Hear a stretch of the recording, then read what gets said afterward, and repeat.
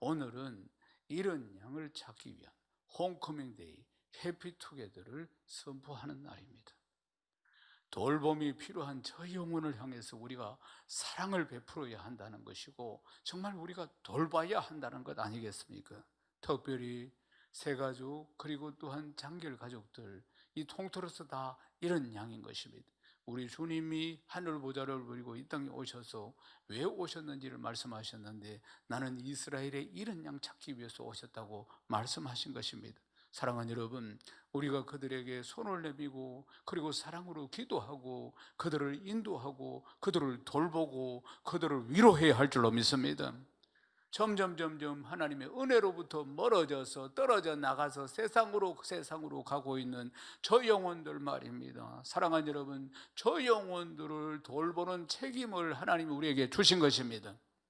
우리가 그 돌봄을 받았던 것처럼, 그래서 오늘 이 자리에 예배드리고 있는 것처럼 하나님 우리에게 저 영혼들, 저 이런 양들이 돌아올 수 있도록 돌보야 하고 사랑을 베풀어야 된다고 지금 말씀하고 계시는 것입니다.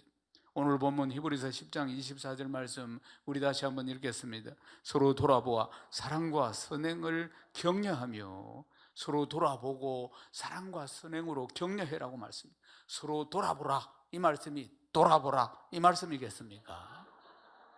사랑하는 여러분,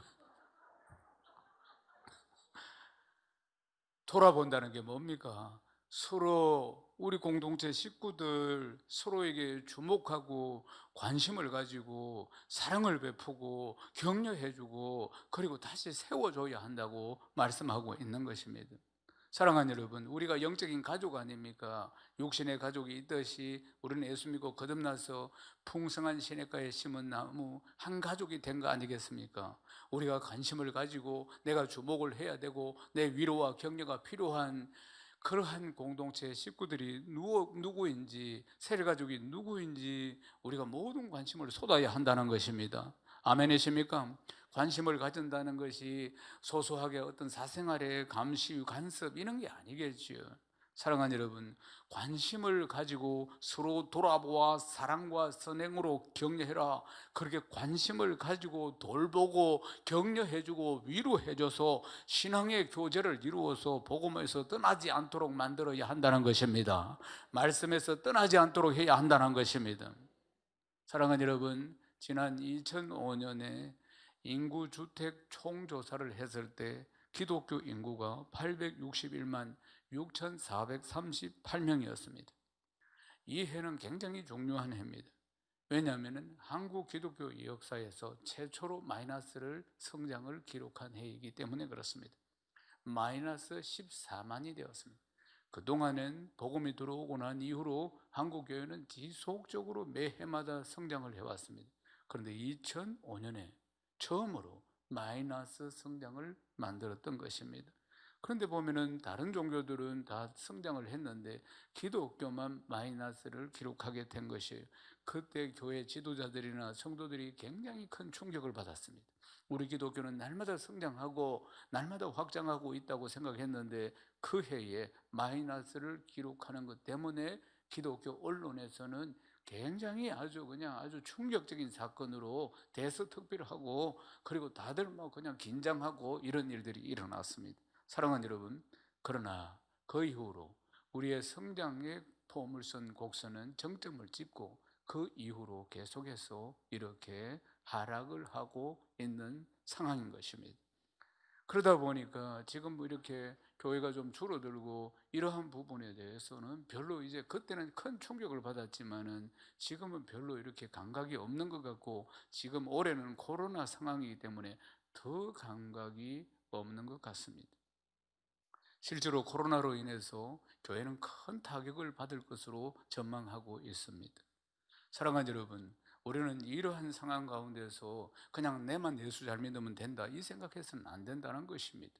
우리는 분명히 하나님 우리에게 사명 주시고 우리에게 책임을 주셨는데 저 이런 양을 찾는 것입니다. 아멘이십니까? 우리가 돌봐야 한다는 것입니다. 서로 돌아보라. 주님의 메시지를 우리가 귀담아 들어야 하는 것입니다. 이 시대를 향한, 이 시간을 향한, 우리를 향한 메시지라는 걸 꼭 기억해야 하는 것입니다. 시편 139편 2절 말씀 읽겠습니다.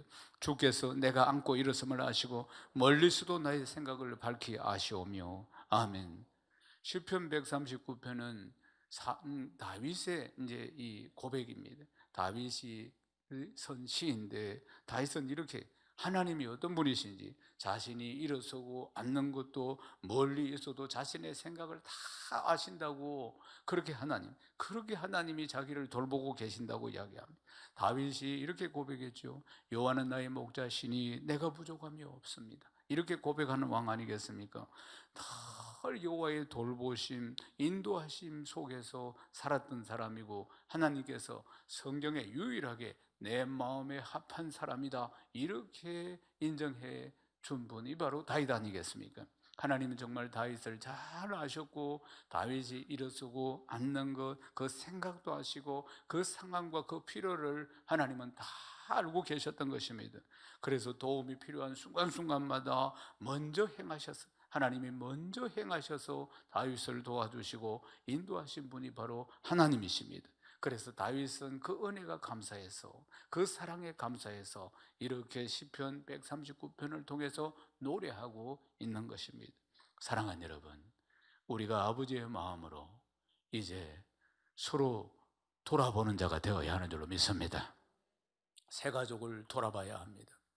장기 결석자들을 돌아봐야 합니다. 이런 양을 돌아봐야 하는 것입니다.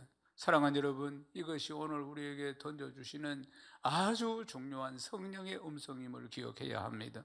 사랑하는 여러분, 우리가 서로 돌아보고 서로 사랑과 선행으로 또한 격려해야 하는 것입니다. 에베소서 2장 10절 말씀입니다. 함께 읽겠습니다.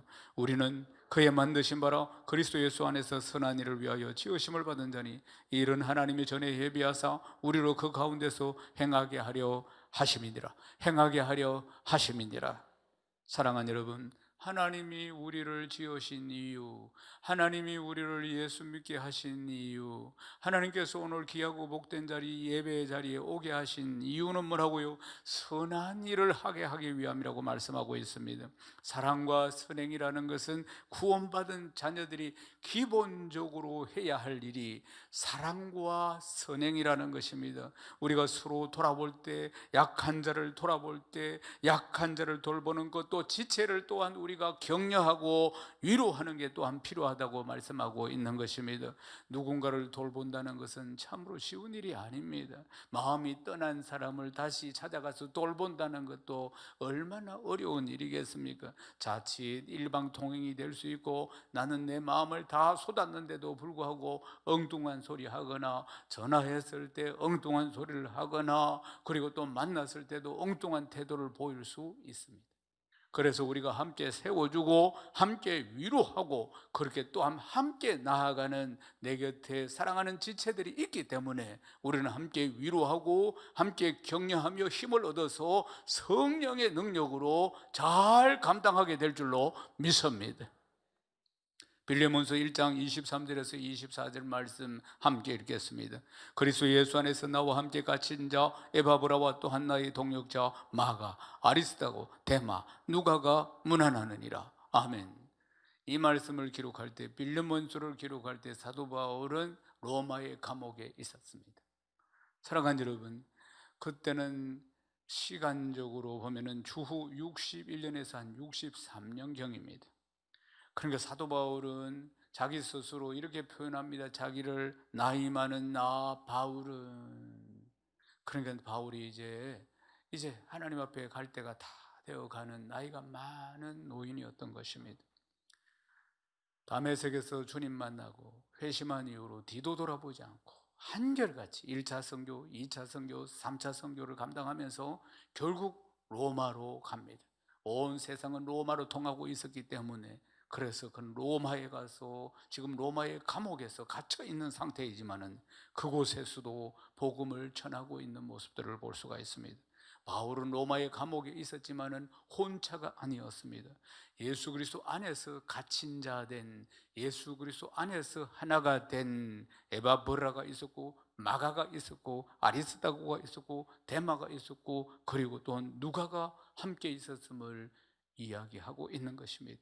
이 어려움 가운데서도 몸은 로마의 감옥에 있지만은 동역자들이 큰 위로가 되었다는 사실입니다. 사랑하는 여러분, 사도 바울은 이 감옥에 있으면서도 몸은 갇혀 있지만 이곳에서도 복음을 전해서, 그러니까 오네시모라는 귀한 인물을 얻게 됩니다. 복음으로 낳은 아들 오네시모, 사도 바울은 이렇게 표현하고 있는 것입니다. 사랑하는 여러분, 서로 돌아보는 것, 그리고 서로 선행으로 격려하는 것, 우리를 하여금 지속적으로 선행할 수 있도록 만들어주는 위로가 되는 줄로 믿습니다. 우리가 하나님 일을 하는 데 있어서도 우리도 격려가 필요하고 위로가 필요하다는 사실입니다. 사랑하는 여러분, 우리는 한 지체로 부름을 받았습니다. 그리스도 안에서 한 가족으로 부름받았습니다. 그리스도 안에서 한 형제로 부름받은 거 아니겠습니까? 성령으로 우리가 하나 된 그리스도인 아니겠습니까? 예수 그리스도의 보혈로 다 하나 된 우리 아니겠습니까? 사랑하는 여러분, 우리의 혈액형이 뭔지 아십니까? AB, O입니까? 아닙니다. 예수 피입니다. 아멘이십니까? 우리는 모두 다 예수 피로 하나 된 것입니다. 할렐루야. 우리는 모두 다 예수 피입니다. 모두 예수형이라는 걸 기억해야 합니다. A형도 아니고 B형도 아니고 AB형도 아니고 예수형입니다. 예수 피로 하나 된 그리스도인들이 아니겠습니까? 그럼 우리는 성령 안에서 서로 돌아보고 사랑하고 위로하는 것, 하나님께서 우리에게 주신 명령임을, 우리에게 부탁하시는 것임을 기억해야 하는 것입니다. 사랑하는 여러분, 우리가 어떻게 저 이런 양들, 새가족과 장결 가족들을 돌볼 수 있겠습니까? 사랑하는 여러분, 우리가 한두 마디 말을 했다고 해서 그들을 돌보았다고 생각해서는 안 됩니다. 진정으로 필요한 것을 주어야 한다는 것이에요. 진정으로 필요한 것을 도와주어야 한다는 것이에요. 야고보서 2장 16절 말씀 우리 함께 읽겠습니다. 너희 중에 누구든지 그에게 이르되 평안히 가라, 덥게 하라, 배부르게라 하며 그 몸에 설 것을 주지 아니하면 무슨 유익이 있으리요. 아멘.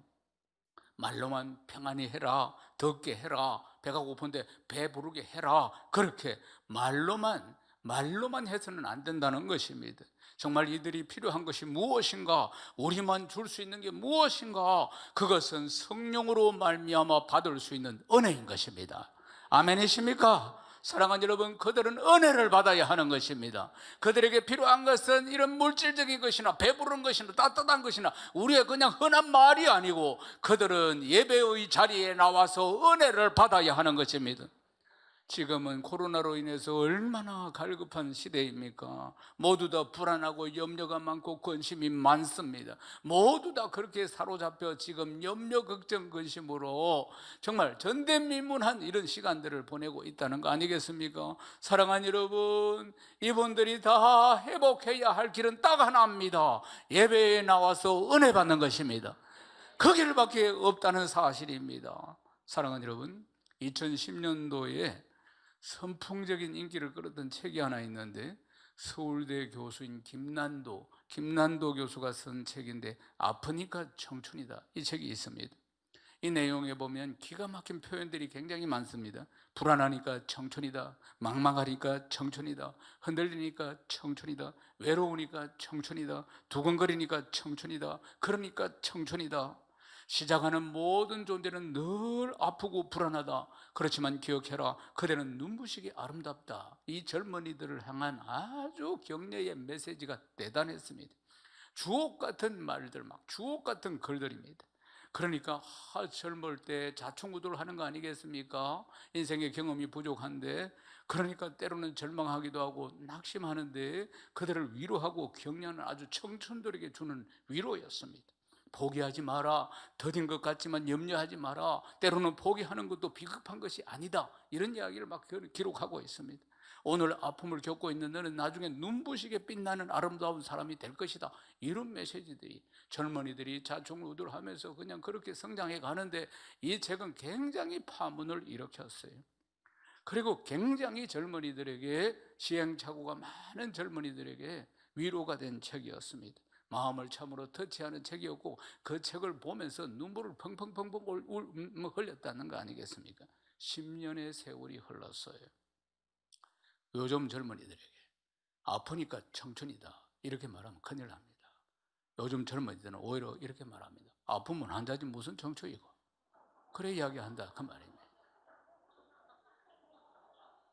세상이 바뀌었다는 걸 알아야 합니다. 아프면 환자지 무슨 청춘이야. 왜요? 아픔이 너무나 크기 때문에 그렇습니다. 이 시대적인 상황 10년 만에 이렇게 어려워졌다는 것입니다. 요즘 신종호가 돌치생, 열정페이, 청년실신, 여러분 들어보셨습니까? 돌치생이 뭐냐? 취업하고 난 뒤에 퇴사하고 그리고 다시 취업준비생으로 돌아온 사람, 돌치생. 기업에서 신입사원 모집한다 해서 열심히 공부해가지고 입사를 하고 보니까, 그런데 도저히 일을 할 여건이 갖추어주지 않은 그러한 복지라든지 후생이라든지 이런 문제가 도저히 갖춰지지 않은 그런 회사였다는 것이에요. 회사는 단순히 열정페이, 젊으니까 열정으로 그거 다 극복해라 그러면서 그런 무언의 압박 속에서 견딜 수 없어가지고 퇴사하고 다시 취업을 준비하고 있다는 것입니다. 청년실신, 청년실신은 청년실업자와 신용불량자 합성어입니다. 청년실업자와 신용불량자의 합성어를. 취업이 자꾸 늦어지니까 대학 다닐 때 학자금을 융자받았습니다. 그런데 이걸 갚지 못해가 신용불량자가 20대에 되는 것이에요. 그래서 청년실신이다 이렇게 표현하고 있다는 것입니다. 지금 이 젊은이들이 얼마나 아픔을 겪고 있는지 단면적으로 보여주는 것입니다. 그래서 10년 전에는 아프니까 청춘이다 이런 말이 위로가 되었는데 이제는 전혀 공감이 되지 않는다는 것이에요. 전혀 위로가 되지 않는다는 것이, 아프면 한자지 무슨 청춘이야 이렇게 이야기한다는 것입니다. 이런 소리 하면은 아프니까 청춘이야 이런 이야기를 하면은 기성세대 꼰대들이 하는 소리다 이렇게 듣는 것입니다. 내가 젊을 땐 이랬어, 이건 아무것도 아니야 이런 잔소리로 들리네. 그런 이야기는 전혀 요즘은 공감을 일으킬 수 없다는 것입니다.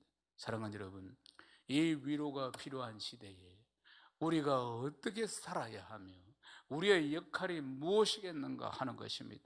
이 시대의 청년들에게 아프니까 청춘이다 이런 말은 오늘 성경에 나오는 것처럼, 그러니까 평안히 해라, 덥게 해라, 배부르게 해라 이런 말처럼 공허한 말에 불과하다는 사실입니다. 그들이 진정으로 원하는 것을 들고 가야 합니다. 사랑하는 여러분, 그들에게 필요한 것은 은혜를 받는 것입니다.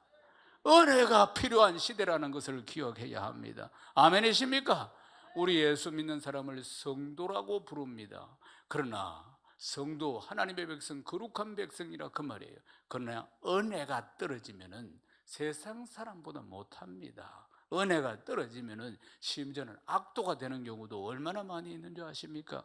은혜 안에 있으니까, 예수를 믿으니까 김 목사님, 권사님, 장로님, 셀리더님, 은혜 안에 있으니까 그래 부르지. 은혜 떨어지면 그렇게 김씨, 박씨, 아줌마, 이런 양들이 필요한 게 뭐겠습니까?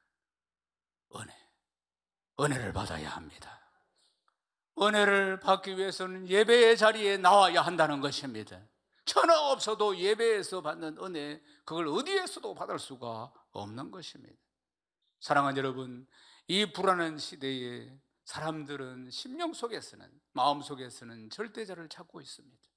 인간이 얼마나 유한한 존재인가를 특별히 깨닫고 있는 이런 시대에는 뭔가 절대자, 하나님을 찾고 있다는 것입니다. 사랑하는 여러분, 은혜는 예수 그리스도 이름으로 모인 곳, 즉 예수 그리스도 이름으로 예배 드리는 곳에 은혜가 임하는 것입니다.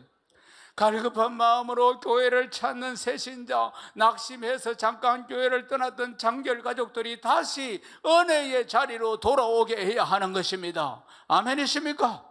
하나님께서 우리에게 더욱더 모이기를 힘써야 된다고 말씀하십니다. 히브리서 10장 25절 말씀 함께 읽겠습니다. 모이기를 패하는 어떤 사람들의 습관과 같이 하지 말고 오직 권하여 그날이 가까움을 볼수록 더욱 그리하자. 아멘. 모이기를 폐한다는 게 무슨 뜻이겠습니까? 모이기를 포기한다는 것이에요. 사랑하는 여러분, 이 말씀이 기록될 당시에 예배를 포기하는 자들이 들어 있었다는 것입니다. 예배에 참석하는 것을 포기하는 자들이 들어 있었다는 것이에요. 왜 그랬을까요? 엄청난 비판, 엄청난 박해, 그리고 또한 그러한 상황 가운데에서도 초대교회는 아직 여러 가지 문제들이 부족하기 때문에 다시 유대교로 회귀하고자 하는 무리들, 그러니까 그들이 유대교로부터 왔기 때문에 다시 유대교의 그 율법 정신으로 돌아가려고 하는 이러한 무리들 때문에 교회 안이 상당히 어수선했던 것을 볼 수가 있습니다. 이런 분위기 속에서 예배 드리는 것을 상당히 부담스러워하면서 예배에 나오지 않는 지체들이 있었다는 것이에요. 사랑하는 여러분, 오늘 이 시대의 상황과 비슷한 것을 볼 수가 있습니다. 우리는 지금 코로나 문제 때문에, 건강의 염려 때문에 예배에 오는 것을 주저하고 있는 것을 볼 수 있습니다. 성경은 말씀합니다. 어떤 상황이든지 우리 믿는 사람은 모이기를 폐하는, 모이기를 포기하는 그런 습관을 가지지 않아야 한다고 말씀하는 것입니다. 사랑하는 여러분, 습관 21일만 계속하면 그건 습관이 되는 것입니다. 3월부터 온라인 예배를 드렸으니까 이미 온라인 예배가 습관이 된 지체들도 더러 많이 있다는 것 아니겠습니까? 모이기를 힘써야 할 줄로 믿습니다. 그것은 임시적인 방편이고 우리는 모이기를 힘써야 하는 것입니다. 우리는 모이기를 포기하는 사람을 그냥 그런 상황이니까, 코로나 때문이니까, 이런 상황이니까 이렇게 이해하고 넘어가는 것이 아니라 고나여 함께 예배드리게 해야 합니다. 아멘이십니까? 성경 말씀인 것입니다.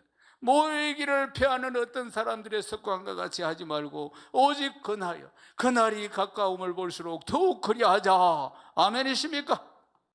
영적인 필요를 채워주고 다시 성령으로 새롭게 하고 다시 성령으로 충만하게 하고 성령으로 다시 일어날 수 있도록 우리가 도와야 하는 것입니다.